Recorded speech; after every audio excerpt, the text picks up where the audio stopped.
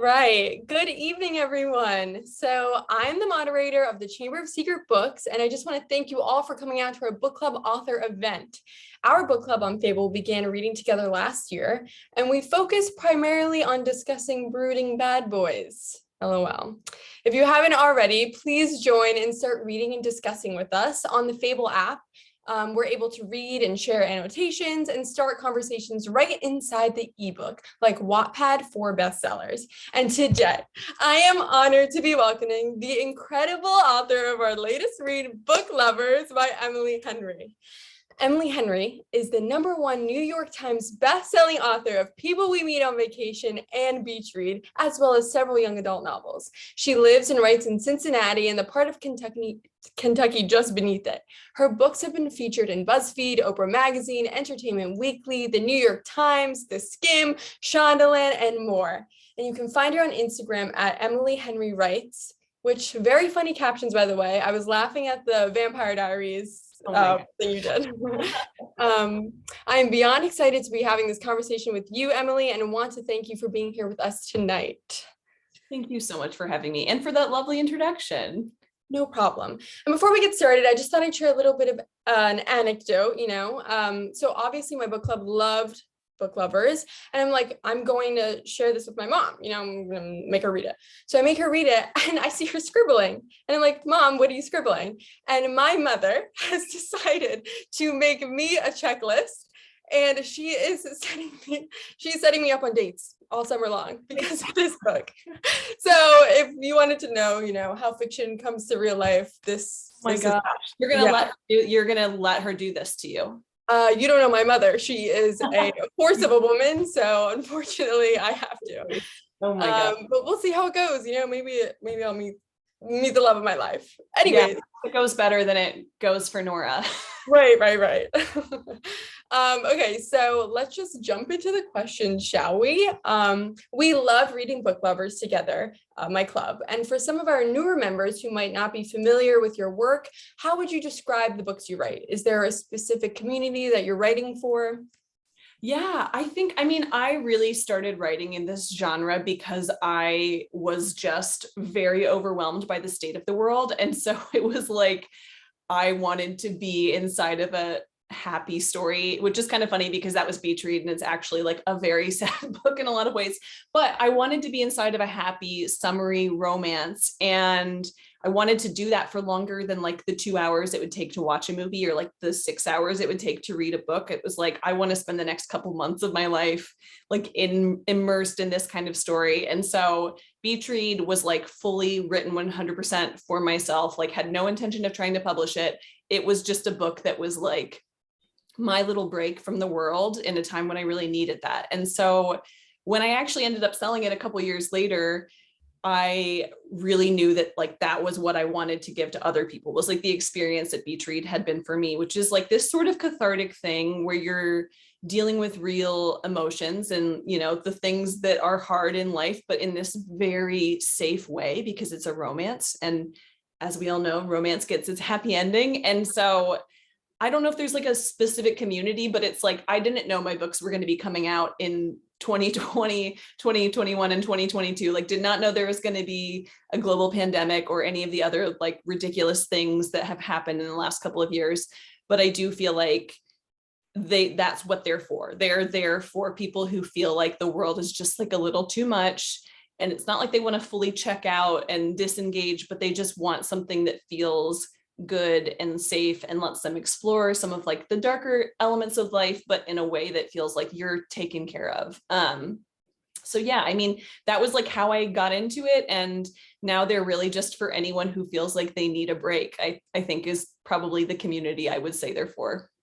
Oh, that's so fun to hear, because I know when I'm reading your book or any book, fiction is just a form of escapism, but right, yours are based in a reality, so you're not escaping completely, but it is fun to just know like, okay, this ending will be okay. I think like in real life, it's like, it's not that everything is perfect all the time, but it's really nice when you're in a place in your life where you feel like even as things are going wrong, you truly do believe that it's going to be okay. And that's not like an everyday feeling necessarily.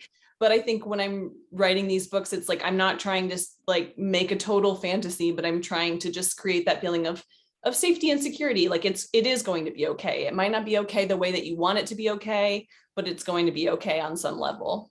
Yeah, because it's so true. Your books, I know I'm going to laugh and cry, like all three, I have done that.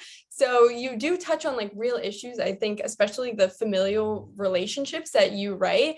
I mean, as someone who, like, my sister's my best friend, Book Lovers I was crying a lot. Okay. So Yeah. nice. Thank you. So our next question is, what inspired you to write Book Lovers? Was there like a specific event or person that drew you to creating these characters and setting? Yeah, totally. I mean, I feel like every book, it's like, it really is that like serial killer cork board where it's like, this is the thing I'm interested in, and this and this and this, and then I'll make a book that combines like those specific things. But the very first like pin in the cork board really was Nora for this book. I was watching a lot of Hallmark Christmas movies. And I just was like very tickled by this recurring trope where, like if you've seen two of them, then you've seen this happen at some point, which is like the big city hardworking person like leaves and goes to the small town because they need to like fire everyone at the candy factory or whatever. And then when they get there, of course, they fall in love with like a small town local candy maker, and then they have to dump their like horrible girlfriend who keeps calling them to be like, fire everyone, get back to the city. Mm-hmm. So like, because that reoccurs so frequently in those movies and in other like media, I was at first just like really like tickled by the idea that like, okay, we're seeing this often enough. And I do think tropes come from real life. Like there's something to it. They don't just spring out of nowhere. And so I was really tickled by the idea that there are all these women out there who like keep getting dumped in this really specific scenario where their boyfriends or girlfriends like leave and are just like, well, I'm giving up my entire life and you are part of that. And now I live in like Vermont or whatever. So mostly I thought it was funny at first. And then I also was just sort of like thinking more about that character and wondering like, okay, we don't get an explanation for why she's this way. Why does she care that her boyfriend is not doing his job? Why does that bother her so much? That like, why is it she cannot wrap her mind around what's taking so long, or why anybody would want to give up the city or anything like that? And so it became a really fun exercise for me to just think about this character and like justify her viewpoint and justify her experience. Because I think we see those like evil career women like in a lot of movies and books, and we're like super fascinated by them clearly because they keep popping up, but we never, I feel like, get a full backstory to explain why they are the way they are. And so even though Nora's story is like very much a play on the Hallmark movies that she has been the villain of, it's also like very much about giving her a full backstory too. Right. Oh, that's so your mind, because like I've seen maybe 300 Hallmark movies and I've never like, thought about the other woman, and you wrote a whole book about it. That's so wild. Wow. Okay. And especially like someone who's from the city, and like, I don't think I'm a Nora, but I'm definitely have aspects of her. It was very nice to feel represented. And I know like in my club and on Instagram, so many people said like Nora really represented them. So yeah, it was just great. It was great to feel seen. Well, thank you. I mean, I think that's a component of what made the character so interesting to me right off the bat, was that when we do see these like evil career women, they always like love the city. And when you see that often enough, you're like, what are we saying about people who like the city? Like, what bone to pick does our entire society have with people who choose to live in the city? Mm-hmm. And so that was like a funny element of it. Or like women who wear high heels, where they're like, you can tell she's not happy with her life because she's wearing high heels. So just all these like really mundane little details that are totally meaningless as far as like what they say about a person.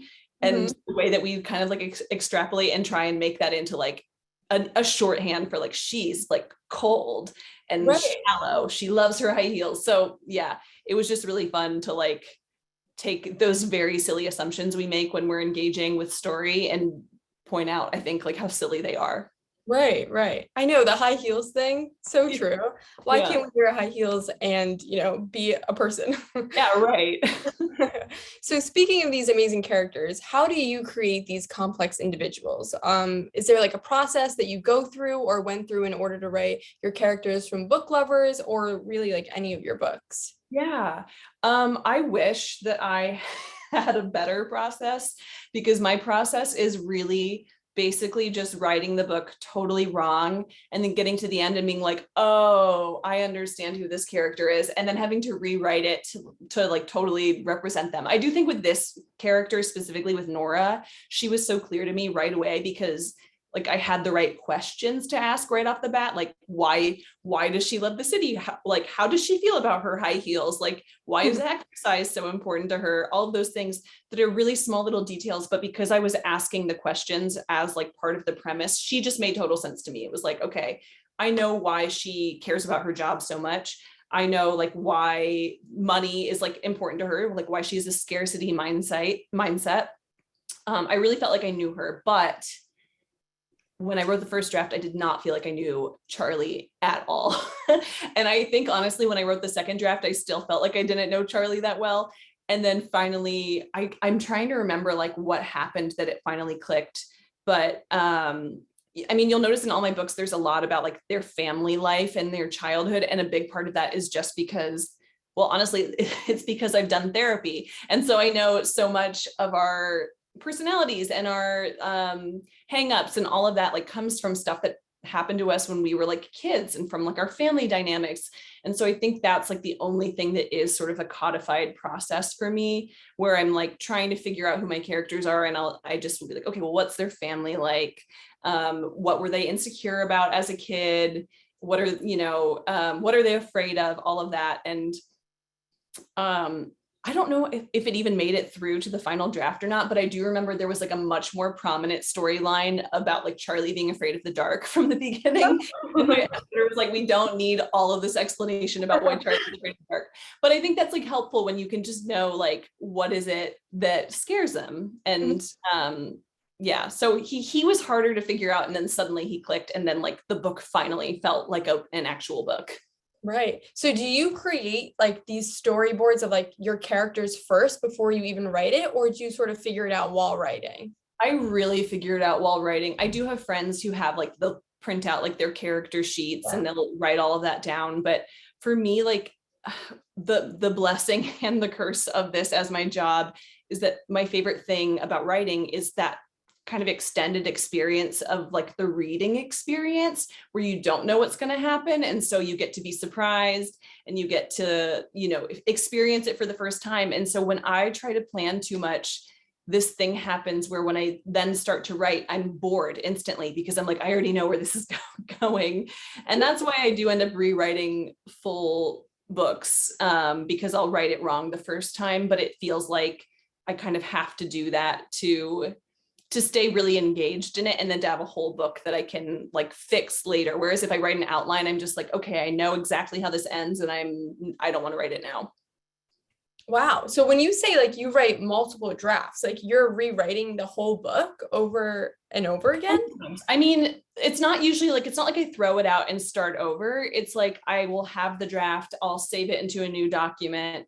And then like usually at that point will be, if I'm going to do any more planning, it will happen at that point where it's like, I'll have to look through and be like, okay, these scenes don't make sense, or there's no tension in this part of the book. Or the big thing is with the characters, once I know the characters, I will go through the whole book.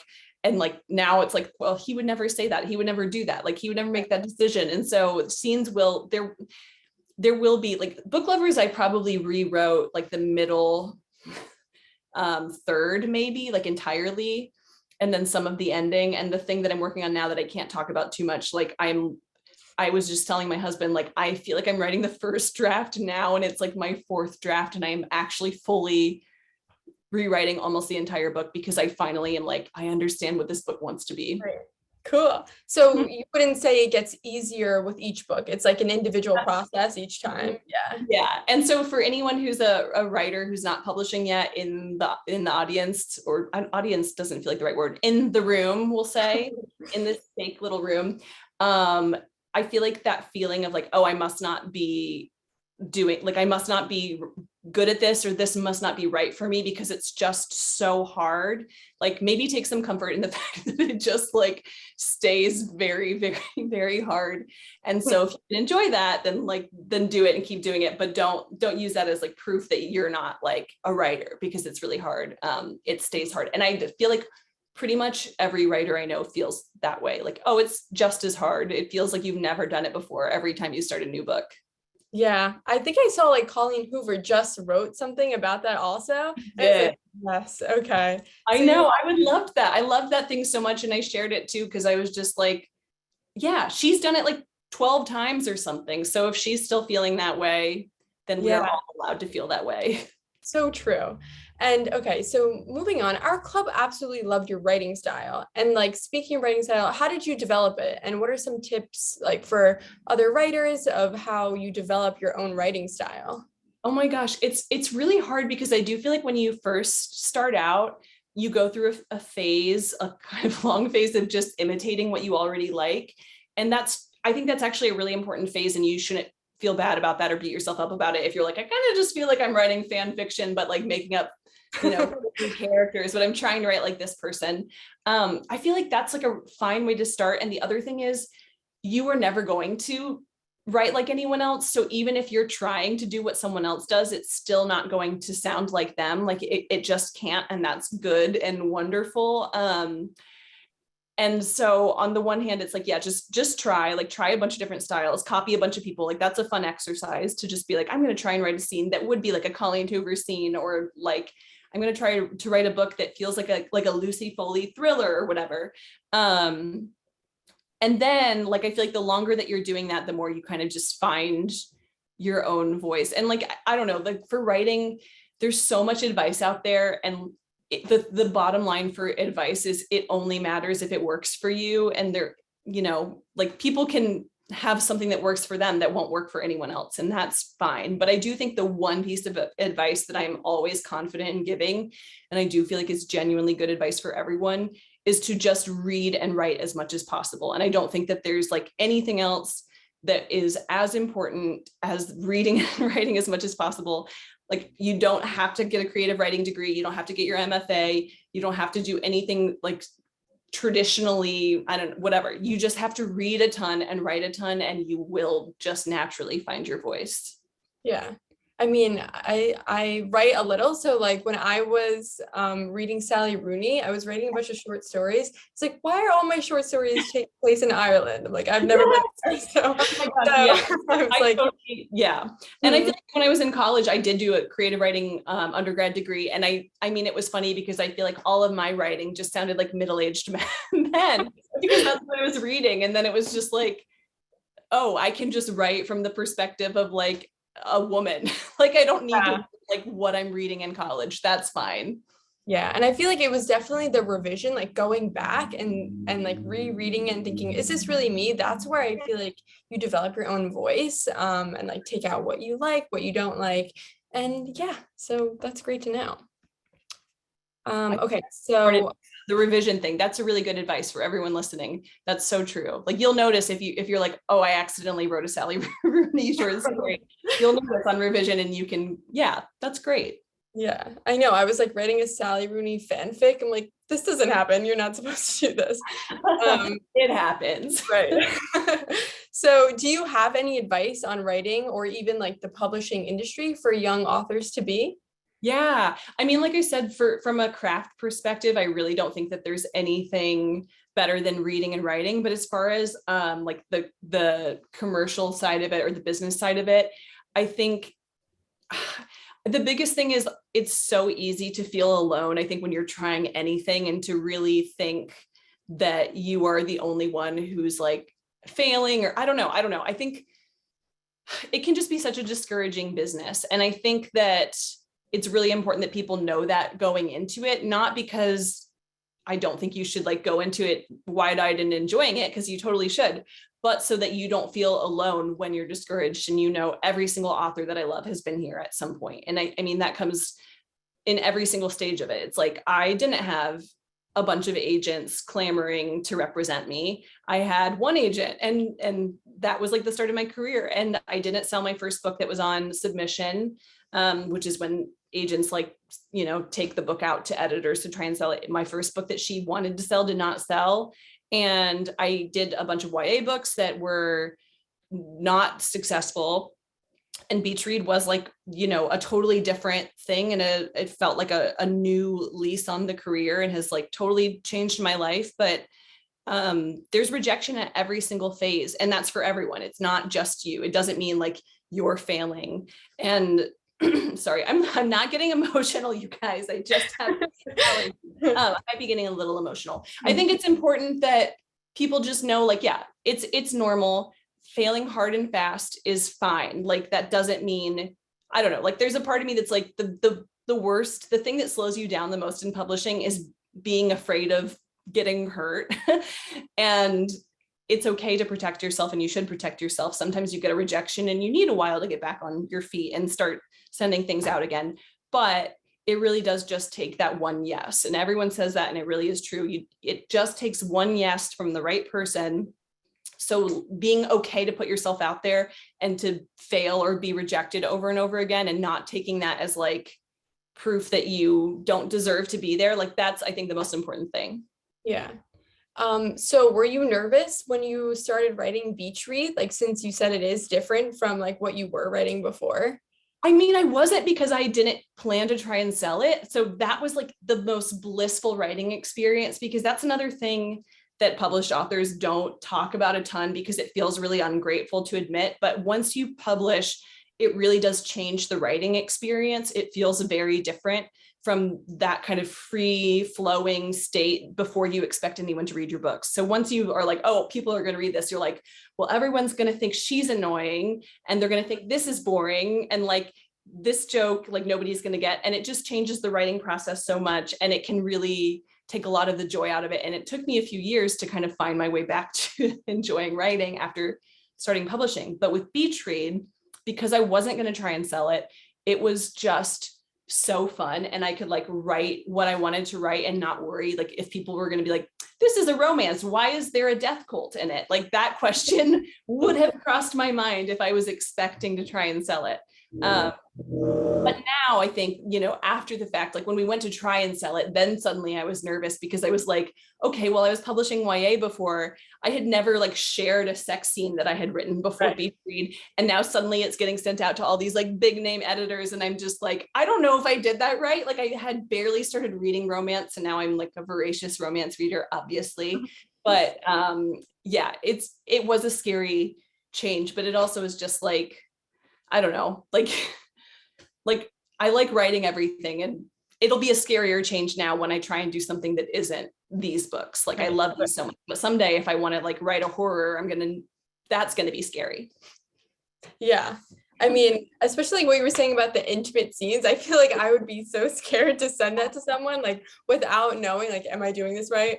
Yeah. That's so funny that you say that. Yeah. And then you're like, you don't even think about the fact that like your grandparents are going to read it until it's like about to come out. And you're like, okay, I kept putting that off. Like, it wasn't really going to happen. Now they're definitely going to read it and have read now every sex scene that I've ever published.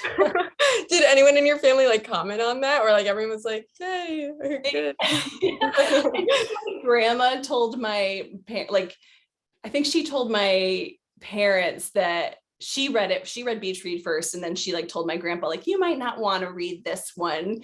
And I think he did end up reading it, and they all, they read them all. So yeah, I think there's just sort of a don't ask policy. We're like, we're not going to talk about this.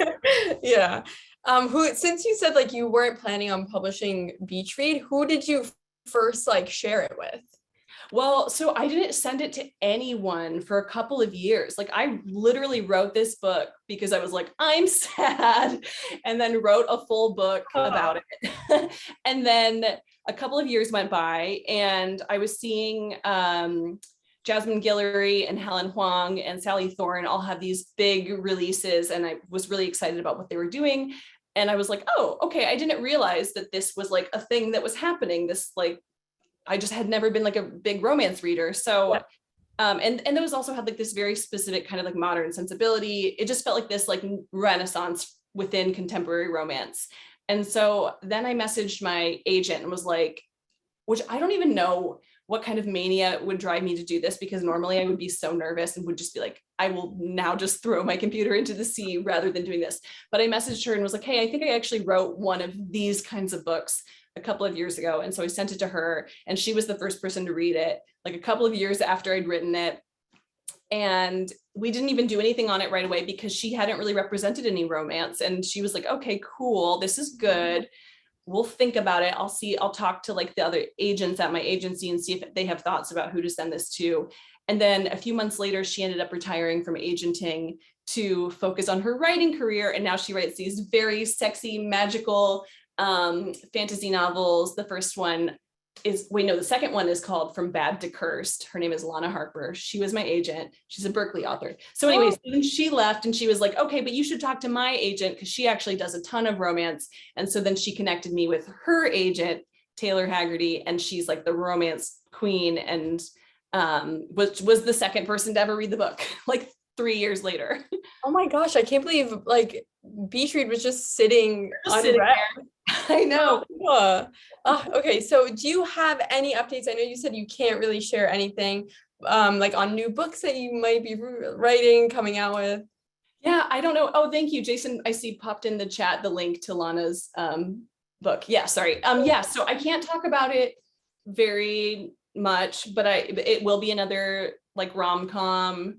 It's supposed to come out next summer. So everybody cross your fingers for me that this next draft goes smoothly and that can happen. And I'm really excited about it. It's different. It's like still tropey. I feel like my favorite thing is to take like a trope and then be like, okay, what would this look like in the real world? And so there's like a little, I think I can tease that there's like a little fake dating thing, but it's like, I feel like if you were forced into a situation where you really had to do this in real life.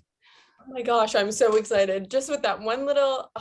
Yeah, that's the first time I've said that publicly, and I don't know if I'm gonna get in trouble, but I do see the chat being excited. Everyone's going wild. Yeah, this is I'll great. try to live up to your expectations. We'll see. Okay, so now we have some questions from my club, and I think I already see people saying stuff in the Q&A, but if anyone wants to leave questions, we'll try to get to all of them. So the first question that we had was, were you ever nervous to add humor to your books? Because I know it's like subjective, and your book really was, like, I'm not just saying this, making me laugh out loud, which is hard to do, but like, were you ever nervous adding humor? I think I don't know how to write dialogue. Like, honestly, the bigger problem was like with Beach Read, my editor was really good at being like, okay, this is a funny joke, but he did just make like a heartbreaking confession to her. And then she just took the opportunity to make a joke.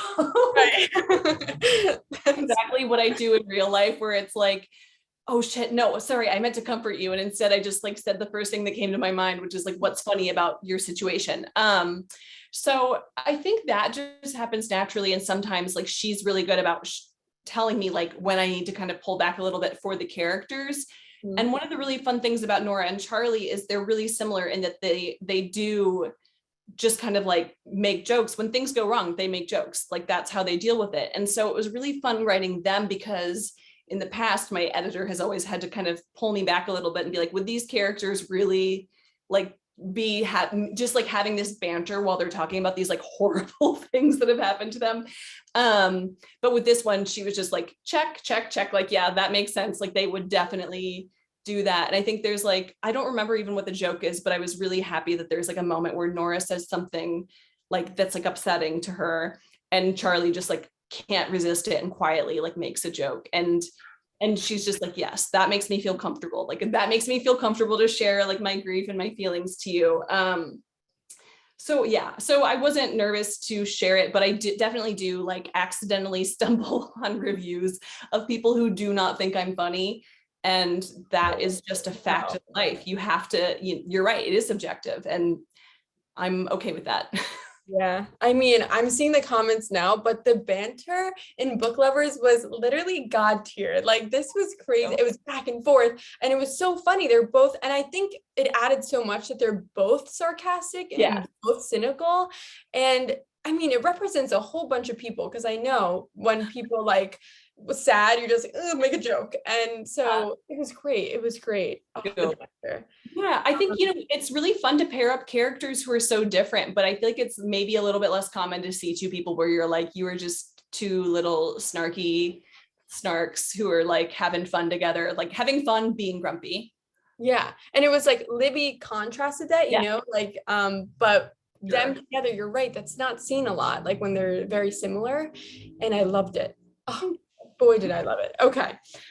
So another question we had is, did you always want to write contemporary romances? You kind of answered this before, but, and then the second part to that question is, would you ever breach into like another type of genre? Yeah. So I had like honestly think about myself in college and like know that I would be so shocked. Like I had not ever read a romance novel. I would be shocked to hear that that's like my favorite genre to read and write now. So I didn't see this coming at all. Like it really was just like I needed something nice. And so I reached for romance. I think, my life was changed for the better. As far as other genres, I really do write like everything. And so I always have other projects going that are very different. And now it's just kind of like a matter of wanting to honor the readership that I have by putting out, like I love writing this kind of book too. It's not like this is like me being like, oh, I'm like checking into my day job. Like I love writing romance, but I also do have other things that eventually will come out. And at this time, it just doesn't totally makes sense because this is like what I'm doing and people are excited about it. But yeah, I mean, I write sci-fi, I write horror, I write fantasy, like I do it all. I might not do it all as well as I do this, but I hope that I will be publishing some of that other stuff eventually. Great. I mean, it's okay if you don't have one, but what's your favorite like horror book? I'd be very interested to know. Well, I do love The Shining, but I think the thing about that is like it's not like I feel like it's more sad than scary. Like it's really scary, but the book is like so much sadder than the movie.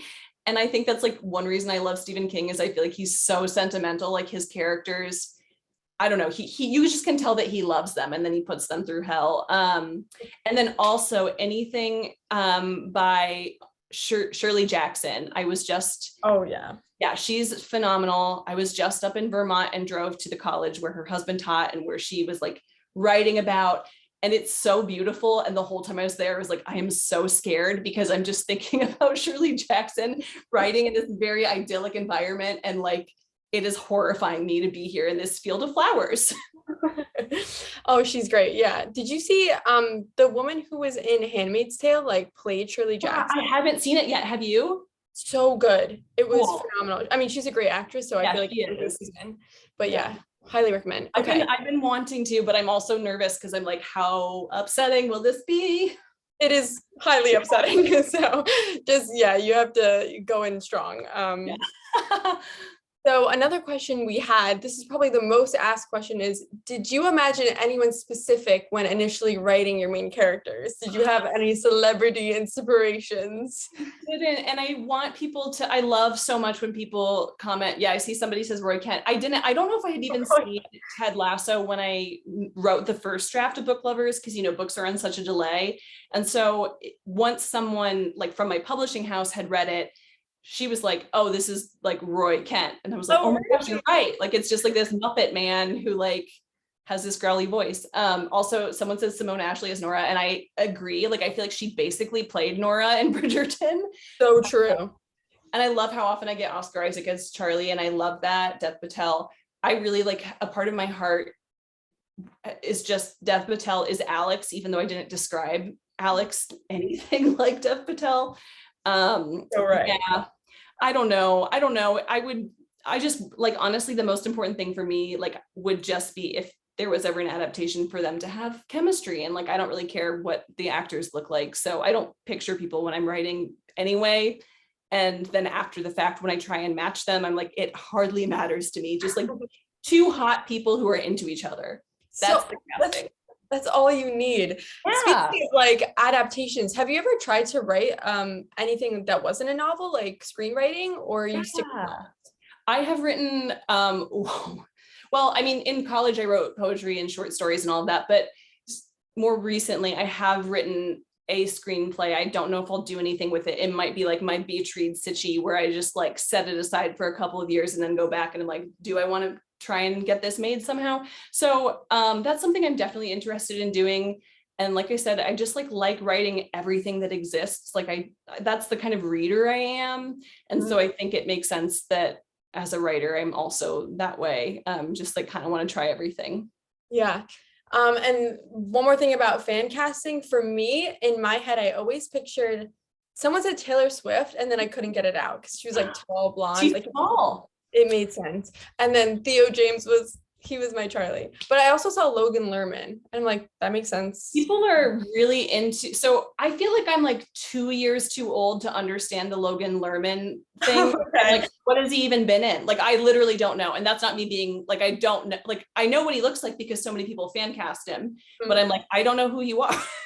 You're so right. It was like Percy Jackson. Okay, yeah. And then I don't know. Percy being a wallflower. And then yeah. Okay. he dropped off the face of the Yeah. And I think I don't think he's like, if he's younger than me, it's like not by like 10 years. So it's not like he's like some baby. It's just like I literally am like, I only know who 45-year-old actors are for some reason. But I know that there's a lot of Logan Lerman love every time I'm like, who would you cast for all three of my books? And I'll keep that in mind if I ever am given any power in any film situation, which is not usually how it works, but I do know what the people want. I've got it in my head. Great. Okay. We feel seen. Okay, and this is like one of the final questions we have. Is Sunshine Falls, North Carolina, based on any town you've been in before? A little bit. So I feel like I live in Cincinnati, but I live in kind of like a weird like neighborhood that, I mean, you were saying that as someone in New York, it's the same way where it's like there are these weird little neighborhoods where you're like, I mean, I'm from Cincinnati, but like this is my neighborhood. And like, it is just so delightfully weird. I love it so much. And so in some ways I was just kind of pulling from how that feels to like live in a neighborhood where you're just like I literally was taking dance classes at like the town hall or whatever it's called. Like that's where their dance classes are. And so that made it into the book where it's like, they go into the town meeting and there's like the kids in the unitards, like stretching. And that was like a real thing. It was like, I'm showing up for adult dance classes. And there are like 3-year-olds like cleaning their yoga mats from their like gymnastics class. So yeah, some of that. And then just like a bunch of like little mountain towns that I have been to over the years. But and then like the beauty of North Carolina. So I chose North Carolina and I was like, okay, I'm going to make up this fake town around Asheville. And then because I had all of these writer friends in Asheville and was getting feedback, I do remember one of my friends saying that the town reminded her of this town. I think it's called Black Mountain. I could be wrong if anyone from North Carolina wants to chime in. So then I Googled that and was researching that town a little bit and did take like some details from that town to work into my fake town. But I love writing fake towns in real places where I can use like the beauty of those places, but nobody from a real town is going to be like, wait, there's no ice cream shop there. You know what I mean? Like, it's like, you're not going to like mess anything up because it's made up. Yeah, I mean, I think location and like setting your books is so crucial. I remember like, if you think about people we meet on vacation, like the whole Palm Springs, like AC going, turning off, like it was the setting that really impacted the plot. So do you think of a setting before? Like, is that one thing that you're very... Yeah, usually actually setting is the very first thing, even before characters for me. Like I said, for book lovers, Nora was like the first thing, and I knew she was going to be going to a small town. And then it was like, okay, well, I'm pretty close to Asheville. Like I knew it was a place I could like get down to and had friends in and all that. But normally it is setting first. And that really kind of tells me what kind of like story it's going to be. And like you were saying, like the pumps, like the air conditioning not working, that was like a detail I had in my mind very early on, because I was thinking like, okay, I'm going to do this traveling book where, you know, I'm going to It's going to be set like in a different city every summer or whatever. And then there will be the present day storyline. And I wanted that to feel like this pressure cooker where things are getting more and more intense throughout. And so the broken AC immediately, like being somewhere really hot in the dead of summer, AC isn't working. Like, yeah, 100% setting creates so much of the like plot points in my books. Yeah. Okay, so that's all the questions that I have. And also, speaking of setting, I told you this before we started, but I'm so happy you included New York because it really warmed my heart, and I just love seeing my city represented, so it was great. But now we're going to move on to any questions that the audience may have. So wow, there's three. Okay, so we're only going to do a few. Oh, wow. I'm so sorry. There's so many. I'm overwhelmed. Can they vote them up? I don't remember how this works. Can people like, or they can't see them, can they? Oh, I think, wait, do you see Q&A on the right? I think, yeah. Can everybody see that? Are they able to vote things up? Is that a? Oh, I don't think so. Never mind. That must have been a dream I had. Okay, well, someone asked, what's your favorite book? So while I look for another question, I feel like that's one that probably everyone thinks about. Okay, if anybody has a favorite book, again, they should put it in the chat because I do not think that I have a favorite book. I have books that I love and reread regularly. But I don't think I have a favorite. I will say Practical Magic by Alice Hoffman is like one that I go back to and think about a lot. And the movie obviously is also amazing and very different, so you can enjoy both. So that's one that I go back to. But like I said, it's like I could never choose a favorite book. That would be so hard. Yeah, and then I think I'd say Song of Achilles was one of mine. Call Me by Your Name was great. Sally Rooney. You love to cry. I love to cry. I do. Just realized that. Okay, so someone asked, which is interesting, what was your writing schedule like writing a book? Do you do sort of like a 9 to 5 or it's just? I do. Yeah, I pretty much get up and I play Wordle and then I write. And then I write until I like am burnt out. And so it's like normally I will write until 5. If it's going really badly or really well, I'll sometimes write till like 8 or 9. And there's like I don't get up early, so don't give me too much credit there. But yeah, I pretty much just like write every day. And when I'm drafting, like I have a word goal, I have to write 2,000 words a day, no matter what. And so sometimes the days will be very long because it's like, I'm not going to let myself stop until I hit 2,000 words. And I'm like, luckily in a situation where I can do that. Yeah, I heard Stephen King like has a similar process as well, because then I also know people do like only 1 hour a day. So it's interesting. Yeah, I think that he was saying like Stephen King is just like in his own world where he's like, writer's block isn't real. I'm writing 6 books a year and I write like half the day and then I take a walk with Tabby and then I come home and I play whatever, like, yeah. And I'm just like begging the words to come out for, like 10 hours at a time. Yeah. So you force yourself to write even if like nothing's happening. Yes. And oftentimes nothing is happening. And that's an important thing also for anyone in the chat to know is like, it's okay to just be writing and be like, this is not going to make it into the final book. And I don't know what's happening next. And so I'm just sending my characters to the grocery store and like hoping eventually like something interesting will happen. That's okay. Yeah. Okay. So we're at time, but I've seen many people ask, what's your favorite rom-com movie? Oh my gosh. I, again, don't think I could choose a favorite. Depending on the day, I would say You've Got Mail. And in some ways, good one. Like my homage to You've Got Mail, which is why there's so much New York in it, even though it's not set in New York. And then also like from like a slightly more modern one that's like a little bit more ridiculous, but I really love The Proposal with Ryan Reynolds and Sandra Bullock. And also While You Were Sleeping with Sandra Bullock is like one of my all-time favorites. I've never seen that. Oh my God. I know what I'm doing. Yeah. Yeah, that, and it's like a Christmas winter kind of movie. So if you need, to stockpile that until later, While You Were Sleeping is so good. It's Bill Pullman and Sandra Bullock, and it's fantastic. I mean, did you see Sandra Bullock's new movie? Yes, loved it. Oh, good.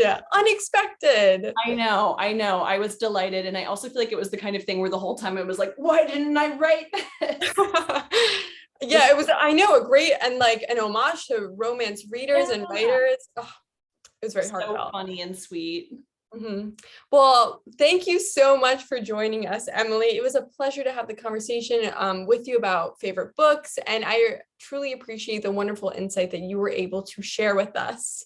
You can find out more about Emily at her website, www.emilyhenrybooks.com.